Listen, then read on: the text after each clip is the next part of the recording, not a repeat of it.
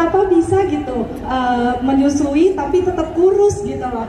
Sedangkan maksudnya saya udah berusaha, iya supaya asinya banyak, kan makannya banyak juga. Nah, iya makannya saya banyak banget. Jadi saya aja nambah 16 kilo gitu dari sebelum hamil sampai lahir. Nah, saya mau olahraga takutnya asinya yang keluar juga sedikit karena capek. Cuman ya saya bertanya aja, saya pengen gitu Flamingo eranya juga tetap cantik gitu kan sebelum masuk kantor gitu sih. Tipsnya gimana? Terima kasih. Oke, terima kasih Mami Aya untuk pertanyaannya. Tepuk tangan dong untuk Mami Aya. Mungkin langsung kali ya dijawab sama Mami Wong untuk pertanyaan yang pertama ya. Oke, jadi Mam Aya kan ini langsung aja ya, karena kita lihat waktu juga. Jadi yang biasanya Mam Aya ini adalah DBF alias menyusui secara langsung. Terus tiba-tiba Mam Aya coba pumping gitu ya. Nah, hasil pumping itu tidak mendeskripsikan seberapa banyak ASI yang Mam Aya hasilkan. Karena pumpingnya barusan. Ya, jadi itu kayak tubuh kita dapat sinyal baru, dapat permintaan baru. Ibaratnya nih tubuh kita biasa produksi ya, tubuh kita pabrik gitu ya. Kita produksi orderannya misal 1000. Terus tiba-tiba sekarang nyelip nih ada orderan tambahan. Nah, tubuh kita itu perlu perlu penyesuaian dulu.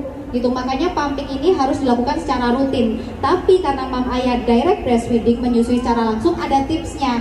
Harus bisa manajemen ASI-nya. Jangan sampai kita fokus untuk pumping, terus akhirnya kita lupa untuk nenenin anak. Karena banyak ibu begitu ya, pumpingnya dijadwal. Akhirnya apa? Ketika ibunya pumping, terus tiba-tiba anaknya nangis, ASI-nya udah keburu dipumping. Ya bener, ASI itu nggak pernah kosong di payudara kita ya, akan selalu diproduksi. Tapi kan yang harusnya bayi bisa dapat 100, karena udah dipumping mungkin dia akan dapatnya 70 gitu, 30 dia baru dapat, nanti dia lebih effort lagi untuk mendapatkan sisanya kayak gitu ya. Makanya begini, kalau mamanya mau mencoba untuk bekerja, kan baru sebulan lagi ya cutinya ya, itu ada tipsnya 246. Jadi coba dulu tinggalin bayinya 2 jam, ini di dalam rumah ya, tapi ya support sistemnya udah dibentuk, kira-kira siapa yang ngasuh udah ada. Pemberian ASI-nya jangan pakai botol dot.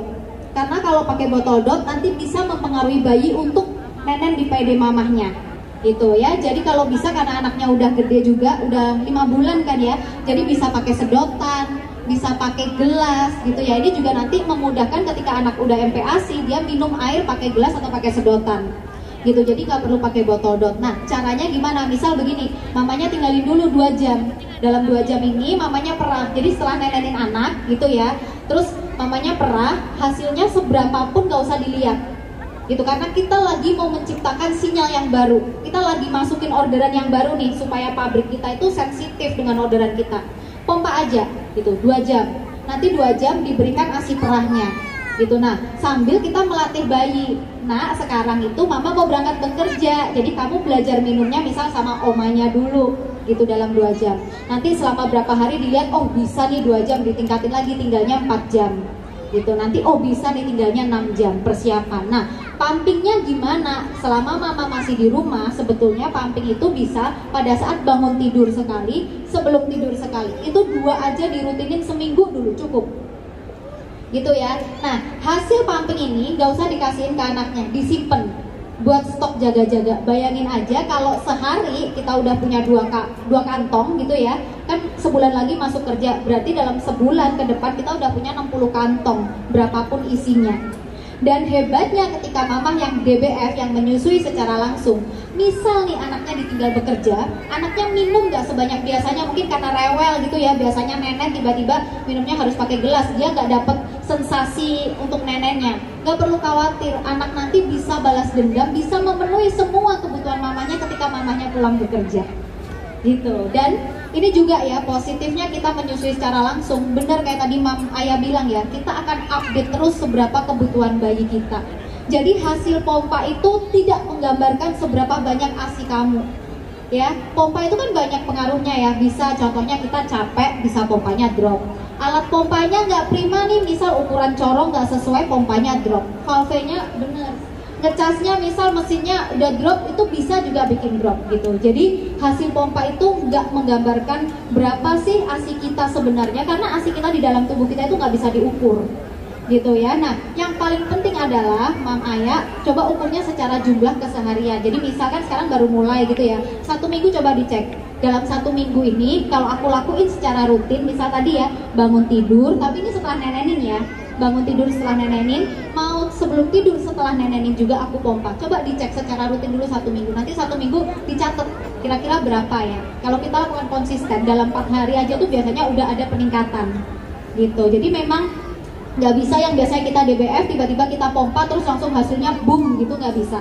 Tubuh tuh butuh penyesuaian gitu, karena tubuh kita tuh kan pinter banget ya. Jadi tubuh kita tuh butuh kayak gini, ini bener nggak sih ada permintaan, jangan-jangan ini orderannya bodong nih gitu, fiktif gitu ya, kayak gitu. Makanya ketika kita lakukan secara rutin, konsisten gitu ya, itu hasilnya nanti juga lama-lama akan mengikuti gitu. Oke. Sama aku mau nambahin sedikit, Boleh, nggak Mbak. mesti pakai yang hands Hands-free, free, bener. pakai Makanya punya 2 Oh, portable. iya. Yeah. Kalau portable gampang kok, sambil bisa dipegang juga. Maksudnya Bener. dipegang gini juga kita masih bisa ngapa-ngapain. Itu Betul. kalau aku soalnya gitu, karena aku justru ngerasanya kalau yang si portable itu rasanya tuh kayak lebih, kita bisa ngeliat, terus sedotannya tuh lebih mantep lah gitu. Karena memang ada beberapa ibu yang mungkin dengan melihat hasil, dengan mendengarkan suara pompa Iya. kerucuk itu juga ngebus happy gitu ya. Bener Kita- banget, bener banget. Bener, sambil itu happy gitu. Tapi kalau aku pribadi, justru aku lebih seneng kalau nggak sambil lihat. Karena kalau aku plototin itu malah kayak nggak keluar-keluar gitu. Jadi biasanya aku kalau sambil pumping, aku lebih seneng sama handphonean gitu. Sambil, maksudnya nggak ini, makanya kan iya bener, ibu tuh beda-beda. Jadi ibu juga harus sensitif dengan diri sendiri, kayak oh aku tuh senengnya diapain ya gitu, seneng sambil check out mungkin gitu ya Bu ya. Makanya sampai beli 2 pompa kan ya Bu. Nah, Ketahuan ya kan? tahu ada. Oke. Tapi biasanya kalau Dede kalau pas yang nggak pakai yang hands free sambil masak, tahu-tahu udah penuh aja. Bener. Pokoknya kalau bisa langsung dua-duanya Bu dipakai. Karena gini, ketika yang satu LDR itu kan let down reflex ya. Jadi dia itu setruman cinta gitu ya Bu. Ketika yang satunya LDR, yang satunya bisa terpacu juga gitu. Jadi ketika dua-duanya dipakai pompanya itu saling gitu. Akhirnya mereka tuh saling bekerja sama gitu. Kalau dulu aku pernah juga kalau misalnya lagi mau ngebus juga, aku kan kebetulan juga lebih banyak pompa kalau dulu aku, karena banyak masalah. Tapi kalau lagi saat TBF, di sebelahnya pakai suction cup. Nah, karena jadi lebih gampang, karena kalau dipakai pompa di sebelahnya agak repot kan. Sebelahnya kalau pakai handsfree aja. Ya. Jadi misal sebelah DBF, sebelah di handsfree. Iya. Karena jadinya lebih banyak biasanya. Gitu.